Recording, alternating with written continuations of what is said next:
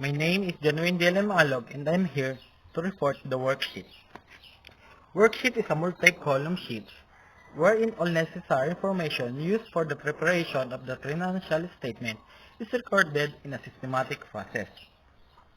Multi-column sheet or a computer spreadsheet where the accountant writes in brief information necessary for the preparation of adjusting entries and financial statements.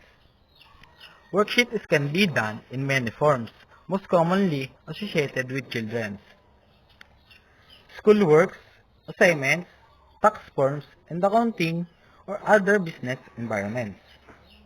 Like what I said, worksheet had many uses. It can be used in schools, companies, and other personal matters. The most popular for us is the Excel because we are always encounter this type of worksheet. Like on our profs or teachers, they are using the Excel for encoding the grades that we get in exam. Like on our subject in financial accounting, the exercises that we are given to us, we are answering these exercises in Excel that is also we can consider as a worksheet because we are compiling the data on that Excel. There are also what we call the activity sheet. And what is the difference of activity sheet and the worksheet? Activity sheet is almost the same of the worksheet, but the activity sheet it will be done by the group and the worksheet can be done by a single person.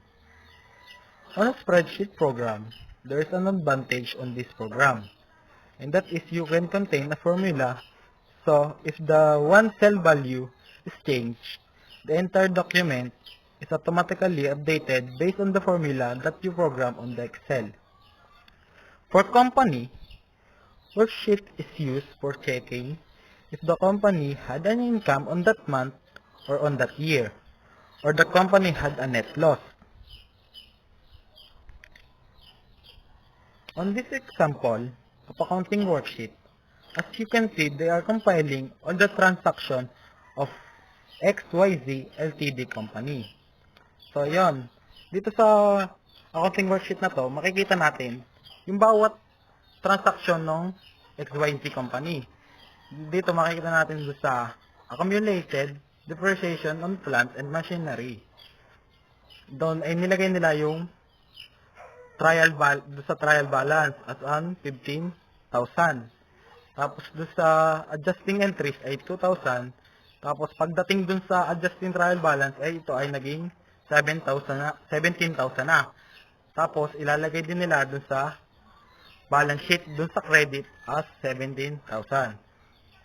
Dito sa accounting worksheet nito, nilalagay nila bawat transaction ng isang kumpanya para malaman nila kung sila ba ay magkakaroon ng income pagkatapos ng buwan or ng taon. At ang worksheet ay meron tatlong klase. At ito ay didiscusin natin sa susunod na slides. Detailed worksheet. The detailed worksheet is prepared for containing more detailed information over a general worksheet. Ang detailed worksheet daw ay inihahanda upang magbigay ng mas detalyadong impormasyon kaysa sa general worksheet. Halimbawa nito ay ang general worksheet mo ay single sheet lamang. Pero pagdating sa detailed worksheet ay nagkakameron nito ng mga extra sheet na doon mo ilalagay yung mga accounts receivable and accounts payable list, production expenditure list, insurance premium list, and etc.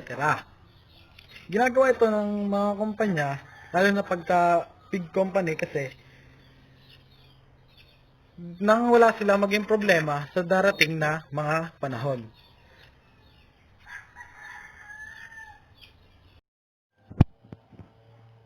In financial accounting, there are three kinds of worksheet. The first one is general worksheet, the detailed worksheet, and the last one is the audit worksheet. So if we said general worksheet, it is a worksheet contains 4 to 6 pairs of column. It includes the trial balance, adjustment, adjusted trial balance, an income statement, and balance sheet. Pag sinabi nating trial balance is a list and total of all the debit and credit accounts for an entity for a given period, usually a month. The format of the trial balance is a two-column schedule with all the debit balances listed in one column and all the credit balances listed in the other. So, sinasabi dito sa trial balance, may dalawa daw siyang column which indicate the first column is yun yung the debit balances sa first column. Then, sa second one naman is yung credit balances. Next one is adjustment. Adjustment are entries that are made in the general journal at the end of an accounting period to bring account balances up to date. Third one is adjusted trial balance. If we said adjusted trial balance, it is a listing of all company accounts that will appear on the financial statement after year-end adjusting journal entries have been made. So dito daw sa adjusted trial balance, ito yung sinasabing nababago yung ating mga statements, mga balances. So dito din daw, makikita din daw tong adjusted trial balance to sa income statement, sa financial statement rather. The next one is an income statement. An income statement is a financial statement that shows you how profitable your business was over a given reporting period. So dito sa income statement, sinasabi, statement, dito ay clearly stated lahat ng statement, lahat ng details ng business. So dito natin malalaman kung ang atin bang business ay kumikita or nalulugi.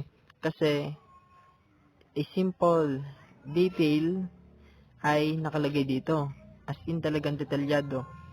Kahit ito mang detail na ito, itong detalyeng ito ay maliit, lahat siya ay naka-indicate or included para malaman niya kung yung ating business baga ay tumutubo or nalulugi.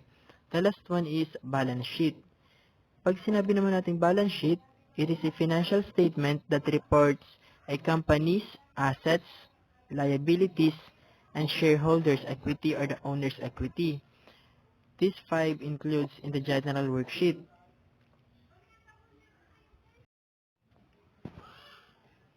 The last kind of worksheet is the audit worksheet. Audit worksheet is used for preparing financial statements and lists of various uses of business concerns.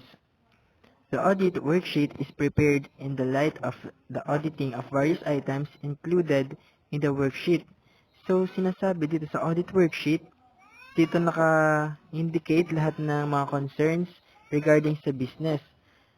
For example is, may concern tayo sa business natin na parang kailangan magtaas ng presyo kasi sa lagay natin, sa feeling natin ay nalulugi. So, dito pala naka-indicate yung ating concerns regarding sa business. And, for further explanation ng audit worksheet, an audit worksheet is also known as audit spreadsheet, which means review is intended to guarantee a spreadsheet that plays out the manner in which it was worked. This includes checking all cells are doing what was gotten ready for them. The information is handled true to form, and there are no blunders inputted into the sheet. So, alam naman natin dito sa audit worksheet, dito na natin niya malalaman yung kung nalulugi ba yung ating business or tumutubo. For example na lang is meron tayong sariling business na online selling. For example, online selling. So, kailangan bago tayo mag-start ng business, mayroon tayong puhunan. Meron tayong financial.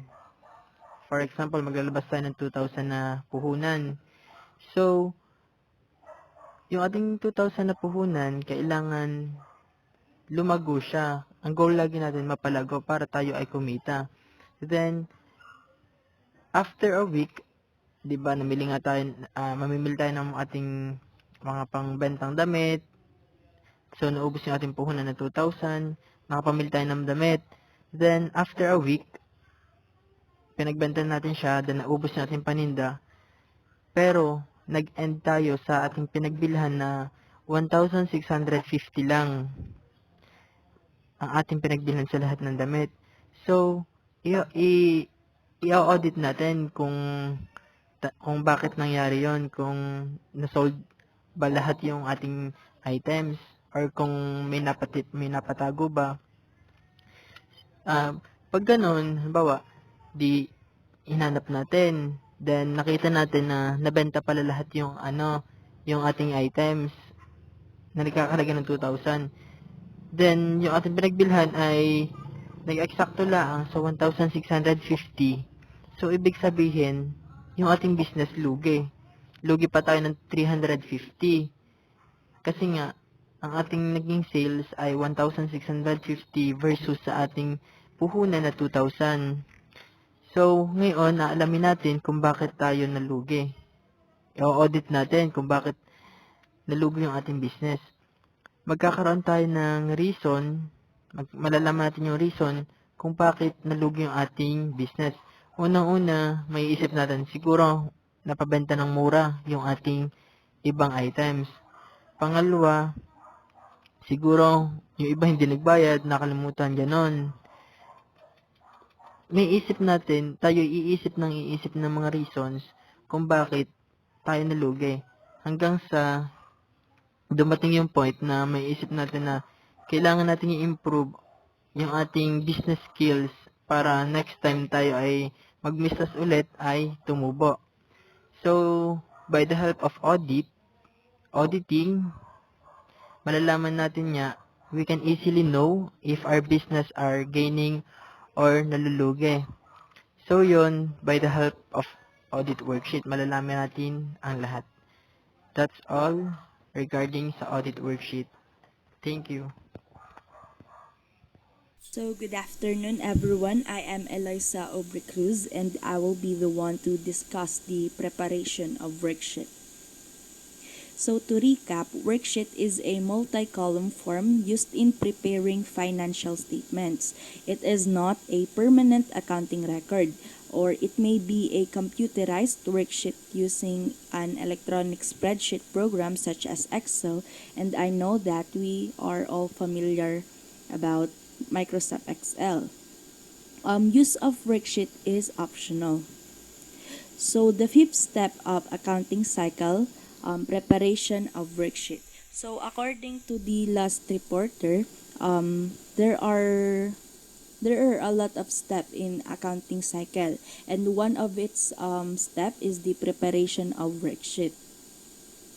So first one is step 1. Take all of the balances from the general ledger and place them into the trial balance columns of the worksheet. So, according nga sa last reporter, bago sumapit ng step 5, which is the preparation of worksheet, meron tayong tinatawag na preparation of trial balance, which is considered as the step 4. So after nung step 4 na yon, na preparation of trial balance, we have to proceed to the step 5, which is the worksheet. So this is the worksheet. So as you can see here, these are all the datas from the trial balance. So basically, this trial balance, it is pwede natin dito isulat na ito ay unadjusted balance. According nga din pala sa kanina, yung naunang slides, meron tayong tinatawag na 10-column worksheet which consists of 10 columns, obviously. So dito, kung makikita nyo, 8 columns lang siya kasi wala siyang adjust dito sa pagitan ng adjustment at income statement. Wala siyang adjusted trial balance. Ito ay itong the first two column, it is considered as the unadjusted trial balance. And according din sa group nila Cecil, which is the group 2 or group 3, debit will always be on the left side of the column, and credit will always be on the right side. So itong 8,000, 200, 100, itong column na ito ay it is considered debit, and the right side, which is the 1,360, 20, these datas are all considered as credit. So, may trial balance na tayo, 'di ba? Lahat ng mga datas or numbers na nakalagay doon sa trial balance, we have to transfer it. We have to transfer all of it in this column, the unadjusted trial balance. And after that, as you can see here that it is equal, and we have to total all of these numbers and all of these numbers. So the step 2, definition of adjustment. The definition of the adjustment is that it is the number of things change from the beginning of the year to the end of the year. So bottom line, it is the changes. Adjustment is equal to changes of the numbers. So dito nakasulat is kunyari supply in the beginning 100 siya. So ang supply at the beginning of the year 100, ang supply at the end of the year and ended up it became 10. Ito naman prepaid insurance beginning 1,200, tas at the end of the year it became 1,100. So it is the changes. Adjustment is the changes of numbers in a certain amount of time or beginning of the year or to the end of the year. So we record those changes, which is also considered as adjustments, in the adjustment columns, because both of these accounts are assets. If the numbers goes up, we debit. If it goes down, we credit. So sa pagtaas ng number, debit. Sa pagbaba, credit. So dito, ito na yung adjustment column na sinasabi. So kung makikita nyo, siya lang ay yung pagbabago nga, 'di ba? Pagbabago ng number. So itong 4,751, kung makikita nyo siya, bumaba siya. So sabi nga, if the number goes down, mapupunta siya sa credit side, which is on the right side. So ang 4,751 ay naging 2,564 na bumaba, which will go into the credit side. At ito namang 1,200 na which is bumaba rin into 100. So mapupunta rin naman siya sa credit side kasi nga bumaba. So another example is, as you can see in the insurance expense, there are no numbers here. So, bigla, or hindi naman, nagkaroon ng adjustments, nagkaroon ng changes, nagka 100. So, basically, nothing turned into 100. So, tumaas siya. So, sabi nga sa kabilang slides, if the number goes up, so, mapupunta siya sa debit. So, ito din, supplies, expense, wala siyang data, there's no number din. Walang number dito. So, mapupunta siya nagkaroon siya ng data, so mapupunta siya sa debit ulit. Ganun. Next step in preparing a worksheet, ito ulit. Step 1, after placing all of the accounts in the proper places and putting the numbers that correspond with them and making sure that the columns are equal, the second step is we have to take the numbers and move them into the proper columns. So, yun yung ginawa natin. Parang, kumbaga sinamarize step 1 and step 2. So, there are 3 major rules to remember. Accounts that go on the income statement. So, may, di ba, ang unang dalawang column ay tinatawag na unadjusted trial balance. Ang next 2 columns ay tinatawag na adjustment. Ang third naman ay ang income statement, which is, ang magfo-fall lang daw sa income statement ay dapat revenue at expenses. So, according dito, ito na yung income statement column.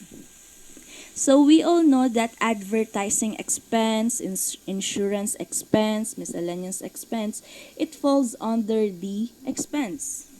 So ito, yan, mapupunta siya sa income statement. Sabi uli sa kabilang slide, ang mapupunta lang sa income statement ay yung kinoconsider natin na revenue and expenses. So we all know that cash, petty cash, account and account rec, kids time, these are all considered as assets. So hindi tayo pwede maglagay ng assets sa income statement. Kasi nga ulit, revenue at expenses lang ang pwedeng ilagay sa income statement. So, ito ulit, pangalawa dun sa three major, accounts that go on the balance sheet.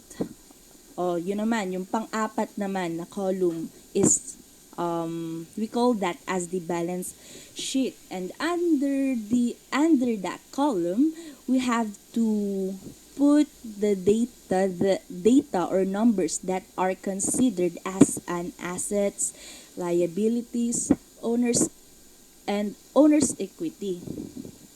Yun na. Cash, petty cash, account, ito, they are all considered as assets, liabilities, and diba? So, sa balance sheet sila mapupunta. Yun lang. So, 3.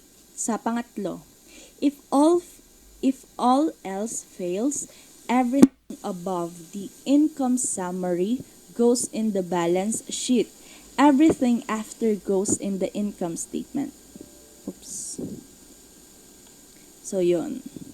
Ito yung income summary. Pinapakita lang dyan yun.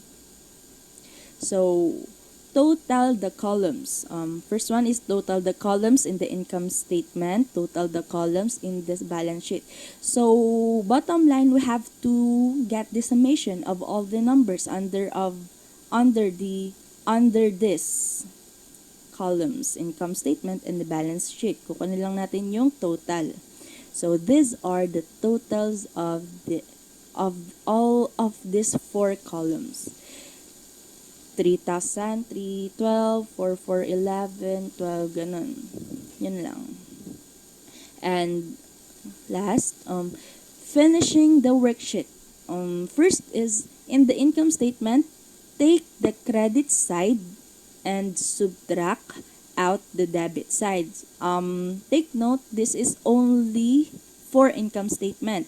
Credit side, subtract to debit side. In balance naman, in the balance sheet columns, take the debit side and subtract out the credit side. So, should I say that it is vice versa? Or parang kabaliktaran lang. Tatandaan lang na income, credit, debit, tapos balance, debit, credit. So, yun na. Yung 4,411 ay sinubtract natin sa 3,012, which is the answer is 1,099. So, ganun din yung balance sheet na i-minus natin sa isa't isa. So, kung tatanungin natin, bakit napunta ito sa debit side at ito naman ay sa credit side? So, next slide. Wait. So, hindi ko na-include pala. So, according doon sa nabasa ko, pag sa income statement, pag nakuha natin yung sagot sa subtraction ditong dalawa, sa income statement ilalagay lagi natin yung sagot, yung naging answer natin sa subtraction sa lower value of the income statement, which happened to be the 3,312.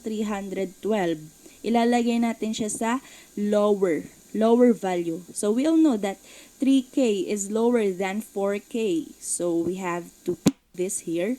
And in balance sheet naman, ganun din. So if it happened na naging lower value yung credit side, di ba credit side to? it happened na mas mababa yung credit side kaysa sa debit side. So, ganun din, ilalagay din natin yung 1,099 under the lower value. So, that's it. Thank you. I am Jericho Maldilla, and next is the essence of financial statement. So first, let me define what is financial statement. Financial statement are the formal records of financial activities and position of the business, person, on other entity. Relevant financial information is represented in a structured manner and in form which is easy to understand. And it is the report that summarizes the important financial accounting information about your business. So, what is the essence of financial statement? Financial statement is to provide information to result of operation, financial position, and cash flows of an organization. This information is used by the readers of financial statement to make decisions regarding to the allocation of the resources. So, financial statement, it is essential because it facilitate the possibility of multi-criteria evaluation of the effectiveness of the performance of the companies. The essence of financial statement analysis from the position of the user is to review and evaluate the information in reporting to obtain reliable conclusion about the past state of the organization, aiming at foreseeing its functioning in the future. And it has been used as the background to present the element of performing management, providing the required characteristic of balance, the profit and loss account, additional information, the cash flow statement, statement of changes in equity and business activity reports as supplementary statement of the financial statement of selected entities. In other words, it is very important or essential in accounting because it is the process of determining the financial strength and weaknesses of the entity by establishing the strategic relationship between the items of balance sheet, the profit and loss account, and the financial statement. In addition, in the financial statement, there are three major financial statements. We have the balance sheet, the income statement, and the cash flow statement. When we say balance sheet, it provides information on what the company is worth from the book value of perspective. The balance sheet is broken into three categories and provides summation of the company's assets, liabilities, and shareholders' equity of the specific date. Income statement provides the details of the revenue of the company earns and expenses involving its operating activities. Overall, it provides more granular details of the holistic operating activities of the company. The income statement shows the direct, indirect, and the capital expenses of the company incurs. Next is the cash flow statement. It provides a view of the company's overall liquidity by showing the cash transaction activities. It reports all cash inflows and outflows over the course of the accounting period with summation of the total cash available. Thank you.